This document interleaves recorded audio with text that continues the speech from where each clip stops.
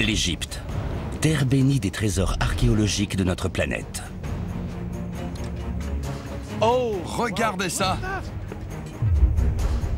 Sous ces paysages désertiques se cachent les secrets de sa civilisation antique.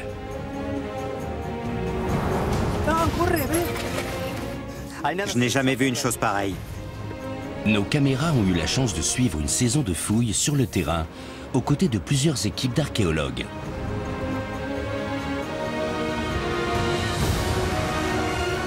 C'est le moment le plus important. Pour exhumer des trésors, On a de la chance. Waouh. Ça en fait des momies. Ça sent trop mauvais. et faire des découvertes révolutionnaires. On n'en avait pas la preuve, jusqu'à aujourd'hui. C'est ici que tout a commencé. Mon Dieu, je m'attendais pas à ça.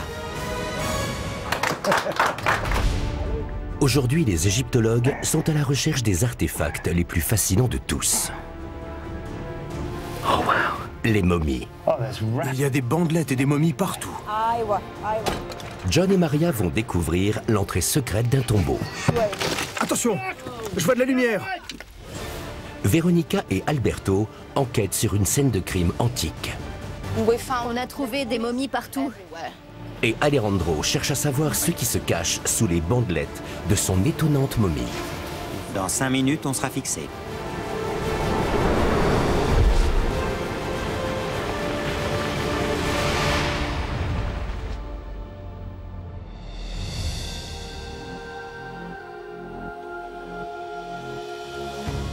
Les Égyptiens de l'Antiquité doivent leur renommée à leur quête d'immortalité.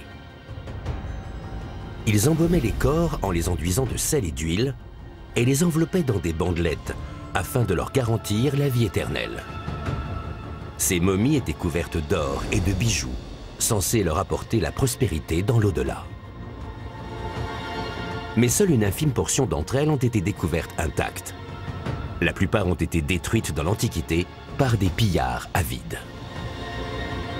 Pour les archéologues, la découverte d'un tombeau en parfait état est le rêve ultime et une possible source d'informations concernant la société et les dignitaires de cette grande civilisation.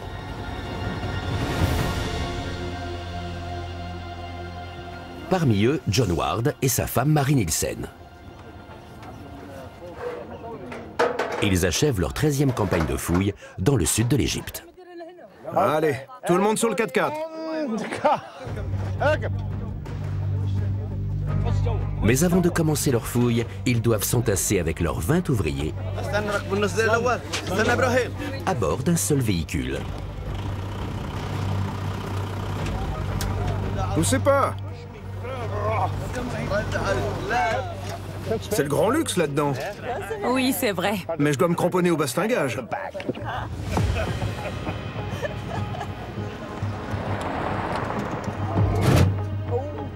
Le site que John et Maria ont prévu d'explorer se trouve au sommet d'une colline.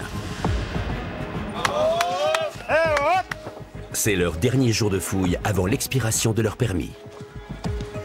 Allez les gars, on y va. Le Gebel Silsilé est célèbre pour ses carrières de pierre où les pharaons venaient puiser les matériaux pour bâtir leurs gigantesques pyramides.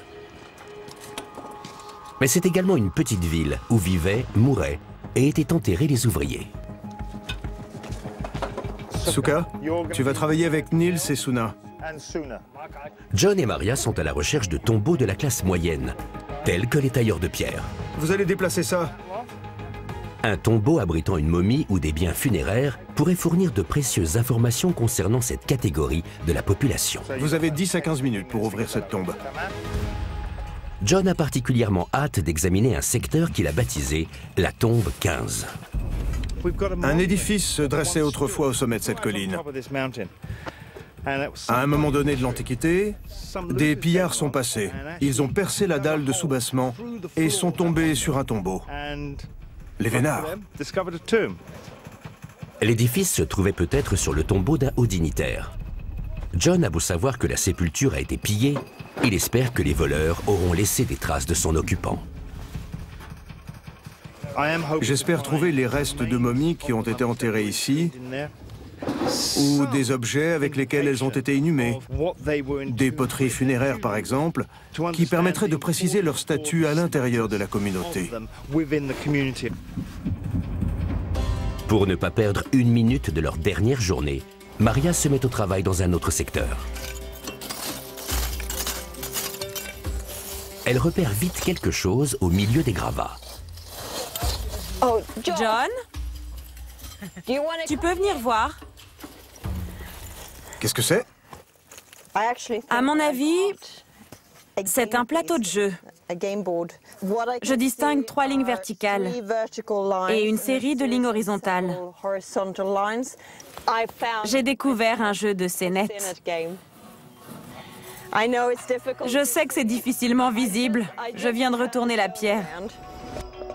Le Sénet était un jeu de société très en vogue dans l'Égypte antique. C'était aussi une offrande funéraire, les différentes cases du jeu représentant les épreuves que le défunt aurait à surmonter avant de rejoindre l'au-delà. Le grand Toutankhamon a été inhumé avec 5 jeux de scénettes dans son tombeau de la vallée des rois. Cette trouvaille est-elle le signe que la momie d'un personnage illustre est enfouie quelque part à proximité? C'était un jeu très populaire.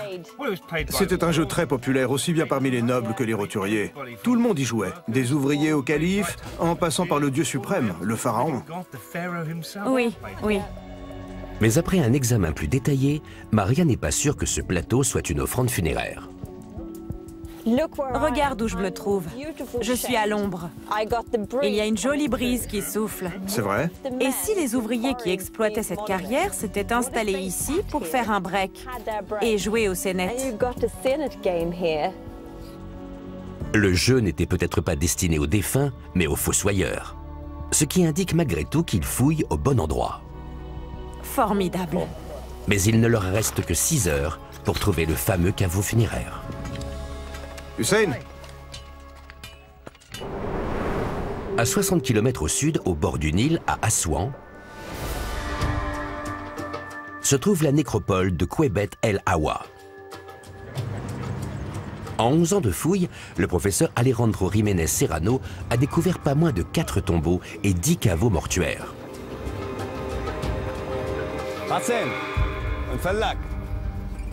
Situé à la frontière avec la Haute-Égypte, c'est un site de fouilles particulièrement remarquable. Cette région servait de frontière entre l'Égypte et la Nubie. Les gens s'échangeaient aussi bien des denrées que des idées.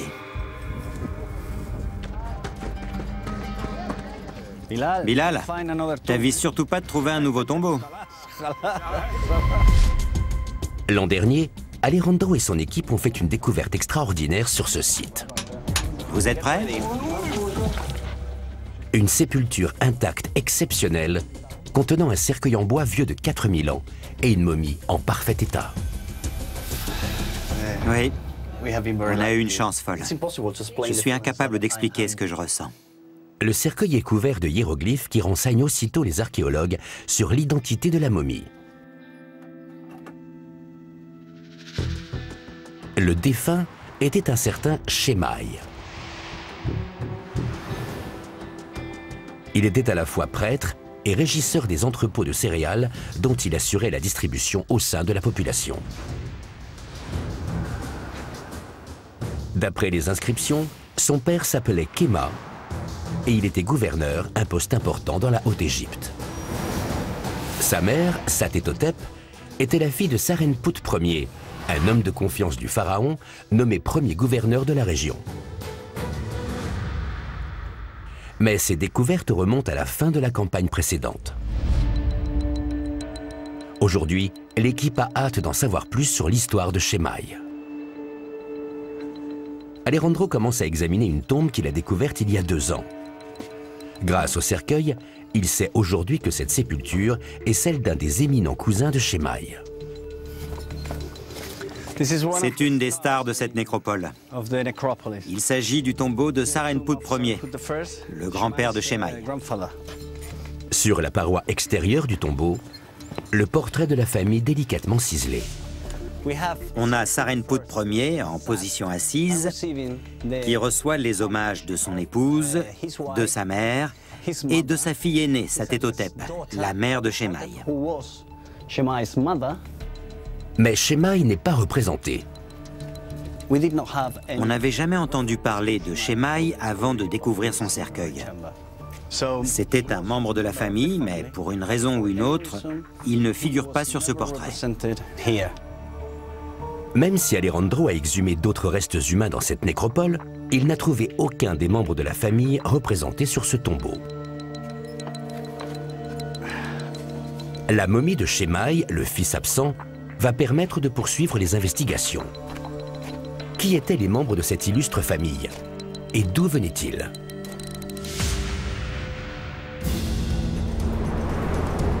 À 60 km de là, à Gebel Silsileh, John et Maria ont eux aussi bon espoir de découvrir une momie.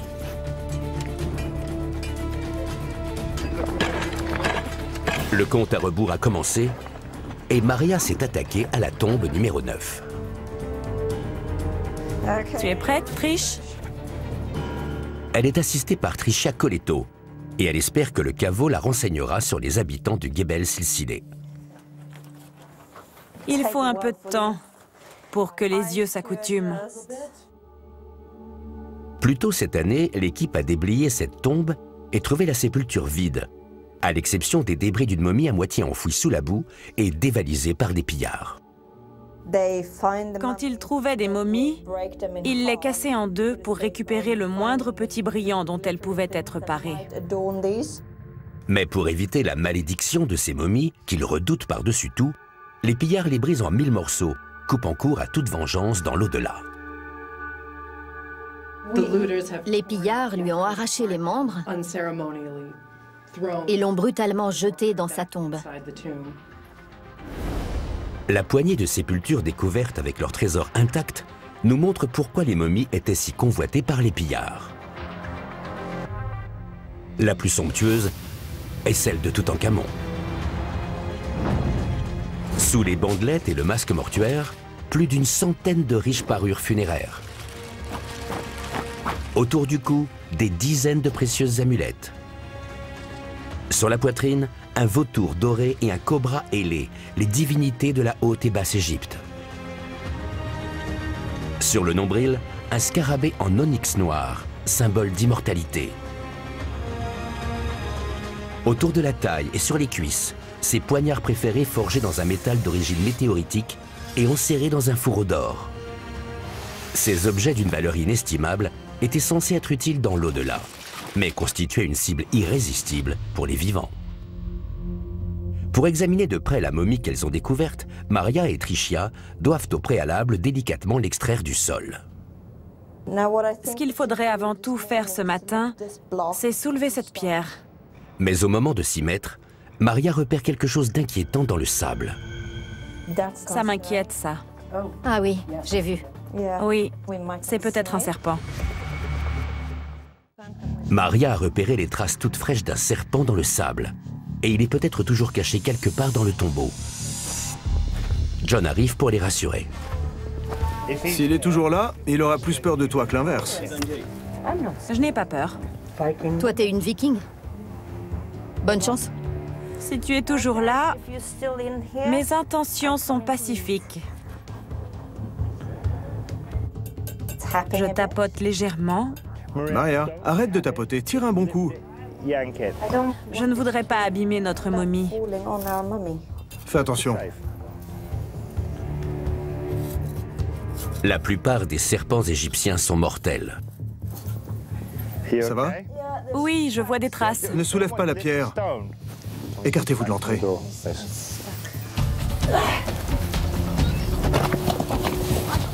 Je l'ai. Alors? Rien? Bon, je retourne bosser.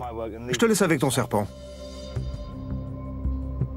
Maria et Tricia ne sont pas sûrs que le serpent soit parti.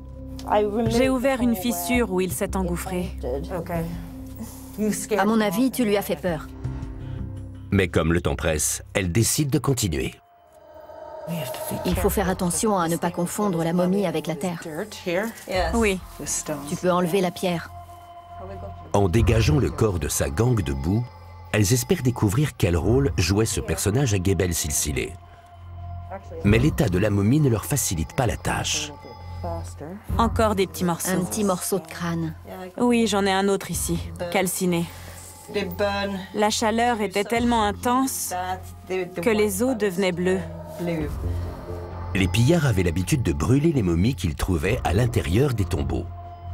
Ils cherchaient de l'or. C'était plus facile d'ouvrir les momies en deux après les avoir brûlées. Quelle tristesse. Les Égyptiens de l'Antiquité auraient craint ce genre de mutilation. Ils se donnaient un mal fou pour embaumer et protéger leurs morts, persuadés que pour réussir dans l'au-delà, des éléments clés du corps et de l'âme devaient rester intacts. D'abord, il y avait le ren, l'identité et le nom. Il vivait tant que votre nom était prononcé. Ib, c'était le cœur, le siège de l'âme, les forces de vie positives. Shut, c'était l'ombre du mois qui renaissait chaque jour au lever du soleil. Ba, c'était la personnalité. Elle quittait le corps sous forme d'oiseau la nuit et au moment de la mort. Le Ka constituait l'essence vitale, la force qui animait l'individu.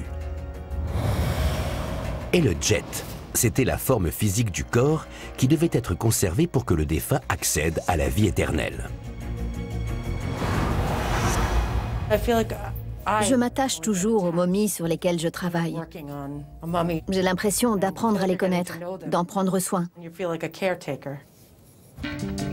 Dans la tombe 15, John n'a plus que quelques heures pour trouver des pistes sur le statut social du défunt. Mais il est face à un dilemme. Le seul moyen d'accéder au caveau est d'emprunter le passage déjà creusé par les pillards. Vous avez trouvé ?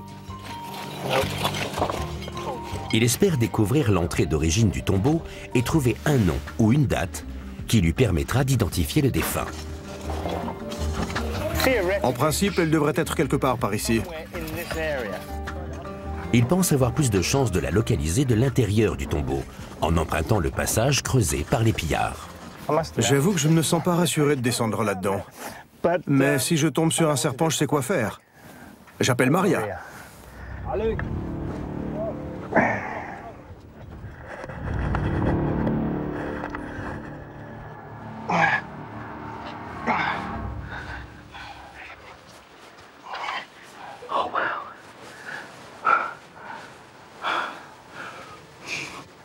Il y a des bandelettes et des momies partout.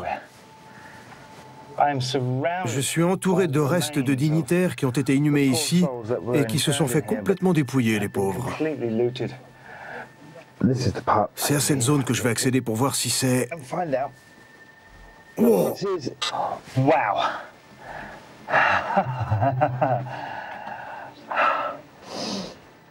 Une ouverture, où des pierres se sont effondrées, peut indiquer l'emplacement d'entrée. Non, c'est bien trop petit. Même en faisant un gros effort d'imagination. Alors elle est où, cette entrée? À 120 km au nord de Gebel Silsileh, se trouve Luxor, l'un des sites archéologiques les plus riches du monde qui abrite les pyramides des pharaons, les tombeaux des nobles et la célèbre vallée des rois. Ici, au pied de cette célèbre vallée, dans la nécropole d'Assasif, une équipe d'archéologues espagnols travaille d'arrache-pied pour résoudre le mystère d'une momie. Le site se distingue des autres à la fois pour sa quantité d'artefacts et son état de délabrement. Lorsqu'on a commencé, il y avait des gravats plus ou moins jusqu'ici. Vous voyez tout ce qu'on a déblayé? L'archéologue Verónica García Martínez s'occupe d'assembler les milliers de tessons que son équipe a recueillis. On a exhumé plus de 10 000 fragments. Il reste encore énormément de travail. Et parmi les gravats, une découverte bien plus macabre. On a trouvé des momies absolument partout.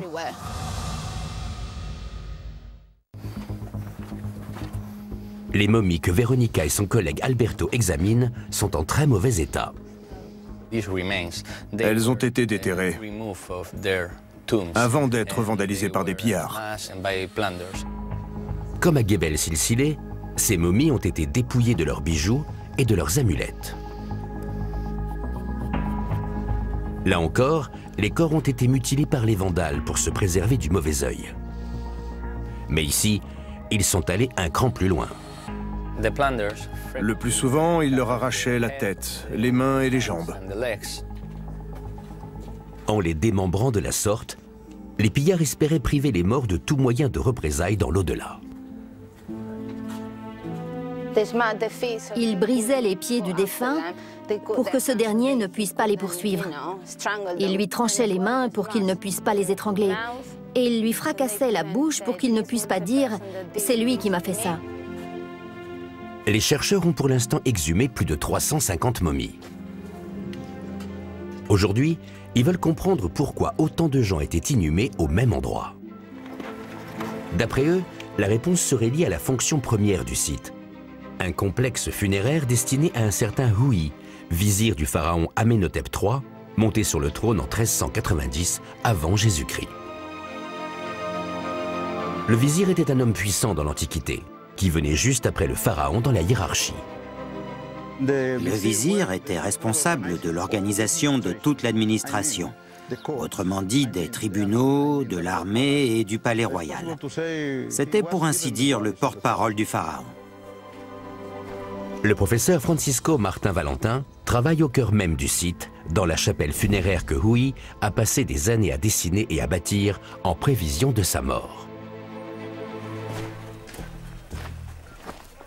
La partie sud de la chapelle comporte 15 colonnes. Quand nous sommes arrivés ici, aucune n'était debout.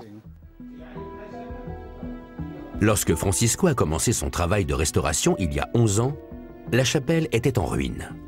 Aujourd'hui, il espère que les inscriptions murales l'éclaireront sur la présence de ces innombrables momies. On imagine la splendeur de ce tombeau si on parvient à le terminer un jour. Ce sera un des plus beaux d'Égypte. À mesure qu'il complète le puzzle, Francisco se rend compte que ce tombeau n'a pas simplement subi les outrages du temps, mais qu'il a été systématiquement vandalisé. Toutes les inscriptions concernant le défunt ont été détruites. Pour l'archéologue, ce n'est pas l'œuvre de pillards, mais de quelqu'un qui devait être beaucoup plus proche de Hui. Hui a été vizir sous le règne d'Amenhotep III, puis de son successeur Amenhotep IV. Pour consolider son pouvoir, Amenhotep IV abolit le culte des dieux traditionnels en faveur d'un seul dieu, Aton, et change son nom en Akhenaton. Refusant de suivre ce pharaon hérétique, Hui fait rajouter des inscriptions à l'intérieur de son tombeau, réaffirmant sa loyauté aux anciens dieux. En apprenant la nouvelle, Akhenaton ordonne la destruction de sa chapelle funéraire. Le vizir disparaîtra à tout jamais et sa momie ne sera jamais retrouvée. Hui a sans doute été assassiné sur ordre du pharaon. En détruisant son nom et son effigie, son renne, ces assassins se sont assurés qu'il ne passerait jamais paisiblement dans l'au-delà. Mais parmi les gravats, les archéologues ont trouvé un magnifique fragment qui représente le visage du vizir. On va enfin pouvoir mettre le visage du vizir ici, ce qui nous donnera un aperçu de la décoration d'origine. En recollant ce fragment à sa place, Francisco espère réparer les torts commis par les anciens pillards et rendre à Hui son renne, lui donnant enfin accès à l'immortalité.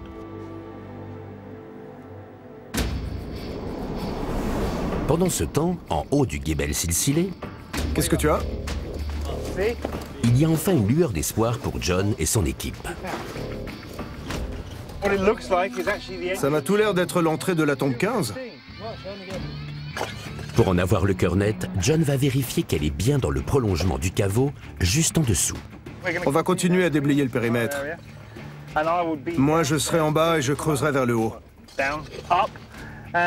Avec un peu de chance, on se croisera à mi-chemin. Maria a eu vent de la nouvelle et elle vient superviser l'équipe restée à la surface. Je vois de la lumière. Apparemment, on a trouvé l'ancienne porte. J'ai l'impression qu'ils ont trouvé un passage. Visiblement, John est bien au bon endroit. Oui, c'est ça. J'entends la voix de Maria. Les ouvriers accélèrent la cadence. Mais comme ils ne savent pas exactement où est John, il y a des risques que le tombeau s'effondre sur lui.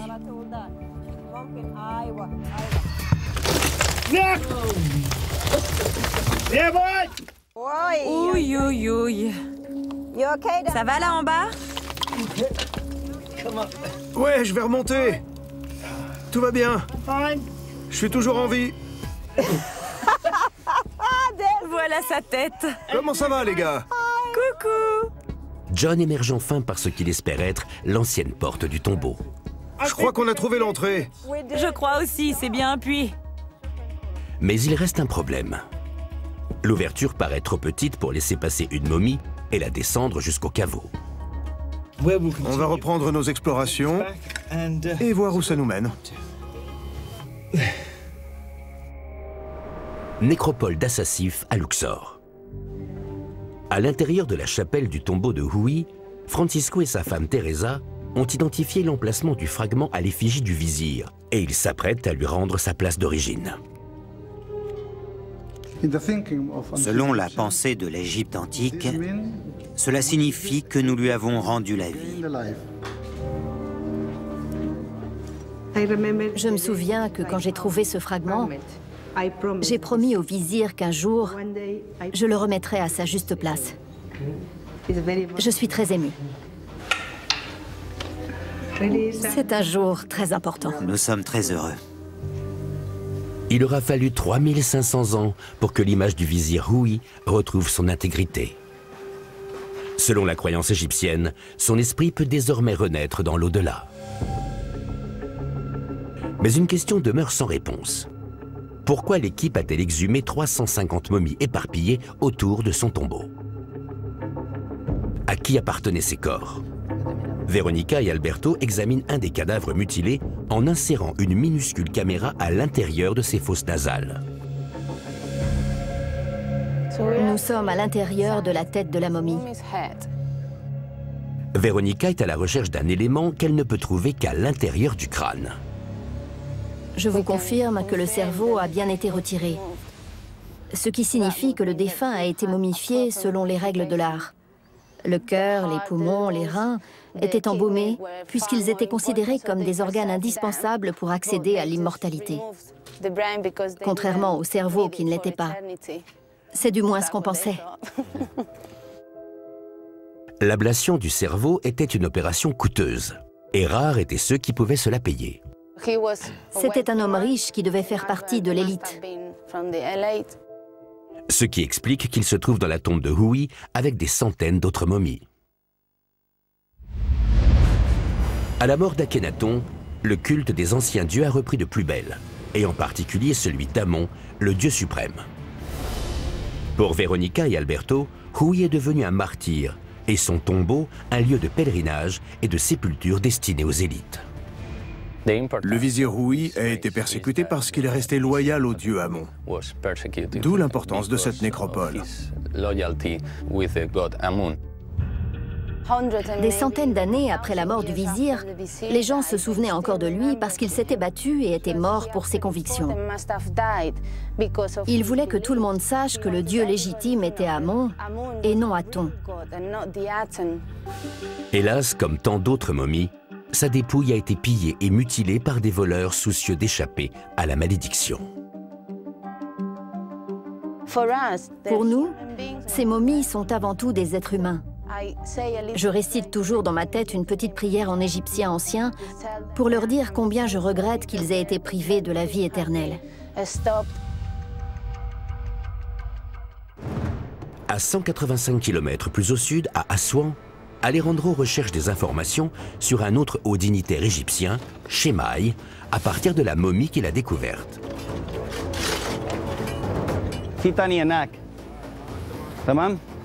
D'après les fouilles entreprises sur le site, il était issu d'une famille de puissants gouverneurs.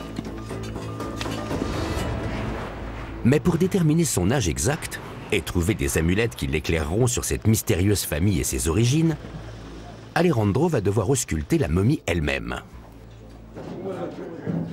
Ce soir, nous sommes dans les entrepôts du ministère des Antiquités d'Assouan, où la momie de Chemaï est conservée. Nous allons la transporter à l'hôpital et nous allons lui faire passer un scanner. Alejandro n'a pas vu Chemaï depuis 1 an. Et il espère que grâce au scanner, il pourra enfin jeter un œil sous les bandelettes de la momie.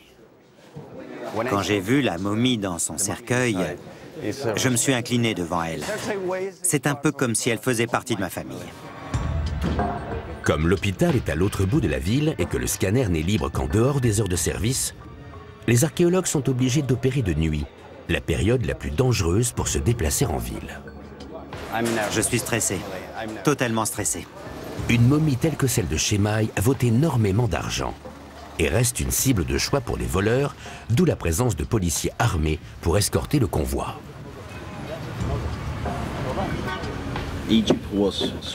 L'Égypte a été tellement pillée par le passé que le gouvernement veut à tout prix éviter un braquage. La momie de Chemaï est peut-être parée de pierres précieuses, un vrai jackpot pour d'éventuels braqueurs.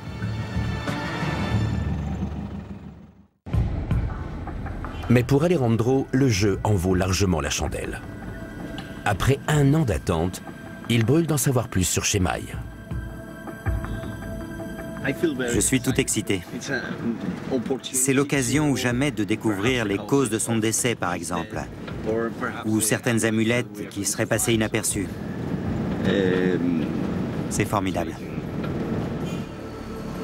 Après une demi-heure de stress, le convoi arrive enfin à bon port. C'est parti. Mais le scanner apportera-t-il à Alejandro les réponses qu'il cherche? Un scanner de Toutankhamon, la momie la plus célèbre de la planète, a révélé pléthore de détails extraordinaires. Sous ces 13 couches de bandelettes, le corps de Toutankhamon. Les embaumeurs ont enduit son visage de résine pour mieux préserver les tissus. D'après les rayons X, il avait une dentition saine et un régime équilibré. L'examen de ses dents de sagesse indique qu'il serait mort en fin d'adolescence. Un trou à l'arrière du crâne ainsi qu'un fragment d'os indiquent qu'il a subi une éviscération cérébrale. Autant d'opérations signalant un embaumement réservé à des personnages de haut rang.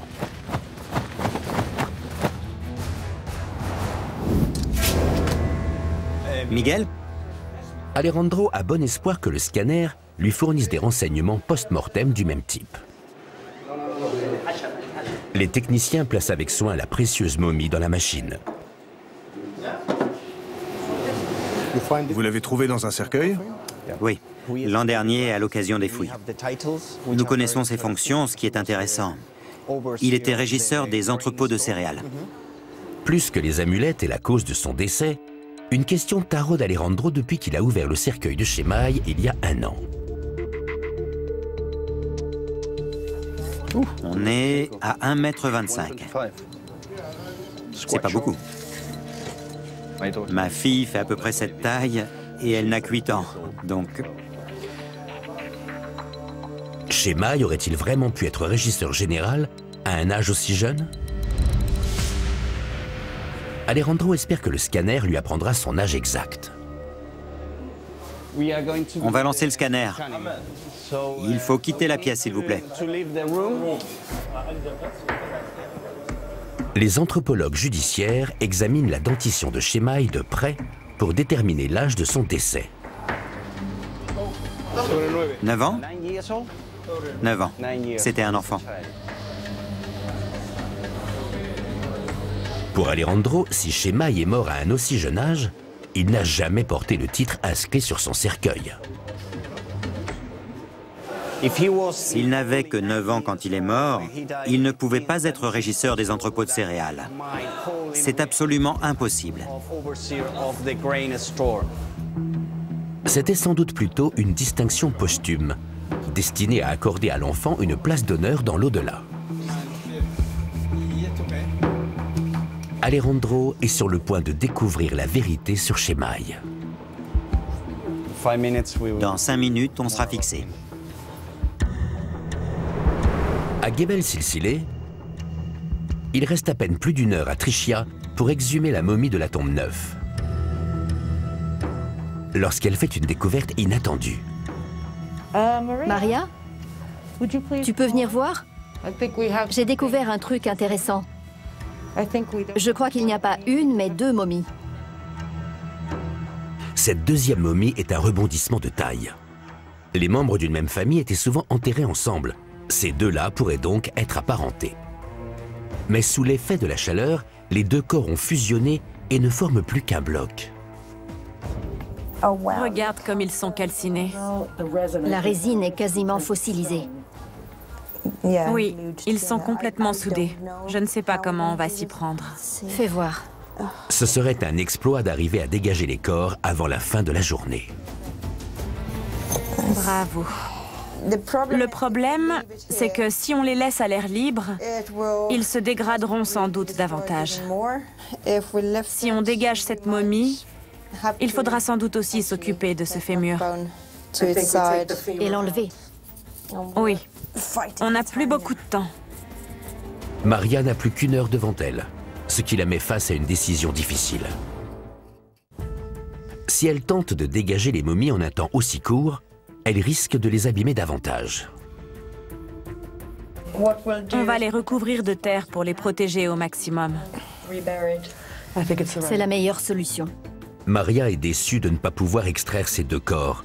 Mais la découverte du couple signifie qu'elle a peut-être trouvé une famille, une perspective réjouissante pour la campagne de fouilles à venir. Tu vas encore rester ici un moment, ma vieille. Oui, on aura fait de notre mieux. Dans la tombe 15, John tente encore de trouver un couloir jusqu'à l'entrée d'origine. Maria, qui a abandonné ses momies, vient lui prêter main forte. Voyons si on peut... Elle arrive juste à temps pour une nouvelle découverte. Il y a une autre entrée! Quoi? Qui mène où? Un autre caveau! Il y a un autre caveau juste en face de moi. Je vois les traces de burin. Il y a plein de bandelettes. C'est une trouvaille inespérée, une zone jusqu'ici inconnue contenant une momie parfaitement conservée. Mais il ne leur reste plus que quelques minutes avant la fermeture du site. Ce sera donc un projet pour la prochaine expédition. En attendant, John doit revenir à sa tâche de départ, trouver la porte d'origine du tombeau. Je dois déblayer cette terre pour me glisser là-bas et je suis à nouveau bloqué. Pas de trace de l'entrée imposante que John espérait. Mais cet étroit conduit pourrait-il finalement aboutir à la fameuse porte? Le seul moyen de savoir s'il est assez grand pour permettre le passage d'une momie, c'est que John s'y engage.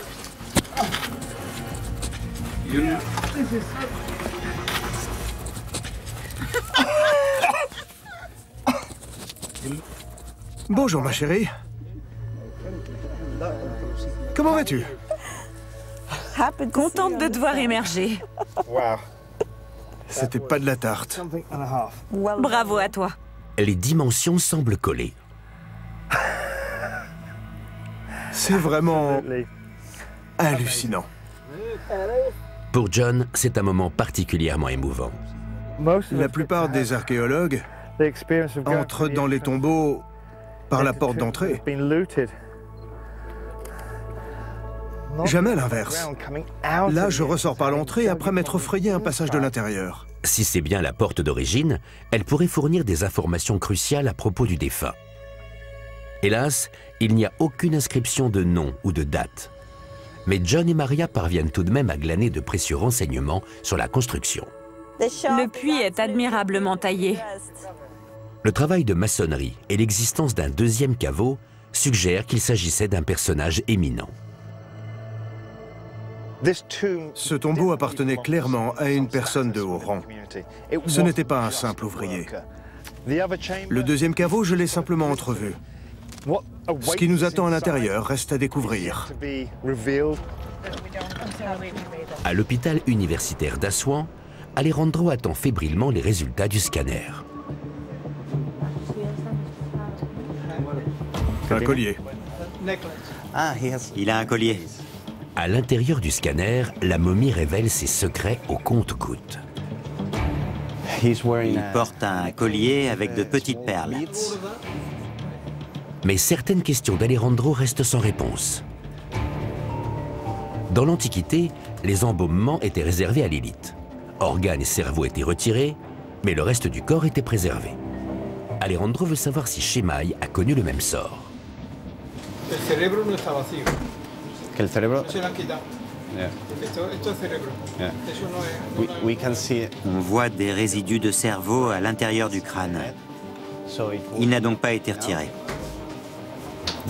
Les fosses nasales n'ont pas été perforées pour extraire le cerveau. Le scanner de ce soir a révélé toute une série d'informations nouvelles à propos de Shemai. Sous les bandelettes, un squelette d'1,25 m, avec peu de tissu encore conservé. La présence de dents de lait et de dents définitives permet de situer sa mort à environ 9 ans. Autour du cou, un collier en céramique censé l'aider à atteindre l'au-delà, une indication de son rang. Mais contrairement aux autres hauts dignitaires de l'époque, son cerveau, aujourd'hui tout ratatiné, n'a pas été éviscéré. Pourquoi le corps de Shemai a-t-il été aussi mal embaumé alors qu'il venait d'une famille aussi puissante? Alejandro a sa petite idée. Il faut préciser que nous sommes aux confins du royaume. Les meilleurs embaumeurs devaient travailler à la cour. Or, nous sommes dans l'extrême sud de l'Égypte. Il n'y avait pas d'embaumeur chevronné à cet endroit. C'est nouveau. C'est pas pareil, les gars. Mais le scanner réserve une autre surprise à Alejandro. Le groupe ethnique de Shemai. Ils viennent juste de me dire que Shemai avait des traits nubiens. Ce qui veut dire que sa famille était sans doute originaire de Nubie. Je ne m'attendais pas à ça. Après avoir examiné sa morphologie, l'épaisseur de ses os et la forme de ses fosses nasales, les anthropologues judiciaires en ont déduit que Shemai venait d'Afrique noire et très probablement de Nubie. Une révélation de taille qui torpille l'image qu'on se fait de l'élite égyptienne. On a toujours cru que dans l'Égypte antique, l'élite était de type méditerranéen. À cet égard, Shemai représente une société proche de la frontière où différents groupes ethniques se mélangent. En définitive, peu importe sa couleur de peau, Shemai était avant tout égyptien. Cette nuit d'enquête restera gravée dans les mémoires. Elle aura permis à l'équipe d'écrire une nouvelle page de l'histoire. Merci pour votre aide si précieuse. Merci infiniment. À travers leurs tombeaux raffinés et leurs corps soigneusement embaumés, les anciens Égyptiens ne cherchaient rien d'autre que la vie après la mort. Mais en dépit des malédictions, rares sont les momies qui nous sont parvenues intactes. Les archéologues qui ont eu le privilège de les exhumer ont découvert une civilisation fascinante, aux innombrables secrets. Et en sauvant leur corps de la destruction, ils ont aidé l'âme des anciens à retrouver le chemin de l'immortalité.